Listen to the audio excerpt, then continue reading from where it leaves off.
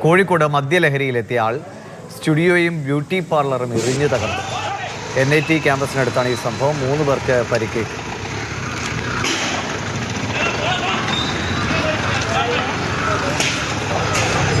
കോഴിക്കോട് മദ്യലഹരിയിലെത്തിയ ആളാണ് സ്റ്റുഡിയോയും ബ്യൂട്ടി പാർലറിനും നേരെ ആക്രമണം നടത്തിയത്. ഇംതിയാസ് കരീം വിവരങ്ങളുമായിട്ടുണ്ട്. ഇംതിയാസ്, എന്താ ഇയാൾ അവിടെ വല്ല ജോലി ചെയ്തിരുന്ന ആളാണോ?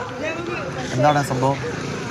ഇന്ന് വൈകിട്ടാണ് കോഴിക്കോട് NIT ക്യാമ്പസിനടുത്ത് ബ്യൂട്ടി പാർലറിൽ ഇങ്ങനെയൊരു സംഭവം ഉണ്ടാവുന്നത്. ആ ബ്യൂട്ടി പാർലർ ഇന്ന് ഓണായിരുന്നു. അവിടെ പ്രവർത്തനങ്ങളൊക്കെ നടക്കുന്നുണ്ടായിരുന്നു. തൊട്ടടുത്തൊരു സ്റ്റുഡിയോയുമുണ്ട്. അവിടെ വിദ്യാർത്ഥികളടക്കം നിൽക്കുന്ന സ്ഥലവുമാണത്. അവിടേക്കാണ് മദ്യലഹരിയിൽ ബിജു എന്ന പേരുള്ള ആൾ എത്തുകയും ബ്യൂട്ടി പാർലറിനും സ്റ്റുഡിയോക്കും നേരെ കല്ലെടുത്ത് എറിയുന്ന ഒരു സംഭവം ഉണ്ടായത്. അയാൾ ഗുരുതര എറിഞ്ഞത് കാരണം അതിലെ വലിയ നാശനഷ്ടം ഈ ബ്യൂട്ടി പാർലറിനും സ്റ്റുഡിയോക്കും ഒക്കെ സംഭവിച്ചിട്ടുണ്ട്. അതോടൊപ്പം തന്നെ 3 പേർക്ക് പരിക്കും പറ്റിയിട്ടുണ്ട്. ഒന്ന് ഈ സ്റ്റുഡിയോ ഉടമയായിട്ടുള്ള വിശോധനും, മറ്റൊന്ന് ആ പാർലറിലുണ്ടായിരുന്ന ജീവനക്കാരനും അവിടെ ഉണ്ടായിരുന്ന NIT സ്റ്റുഡന്റിനുമാണ്, വിദ്യാർത്ഥിക്കുമാണ് ഇത്തരത്തിൽ പരിക്ക് പറ്റിയത്. അവരെ തൊട്ടടുത്തുള്ള KMCT ആശുപത്രിയിലേക്ക് മാറ്റിയിട്ടുമുണ്ട്. കുന്നമംഗലം പോലീസ് എത്തി ബിജുവിനെ ഇപ്പോൾ കസ്റ്റഡിയിലെടുത്തു.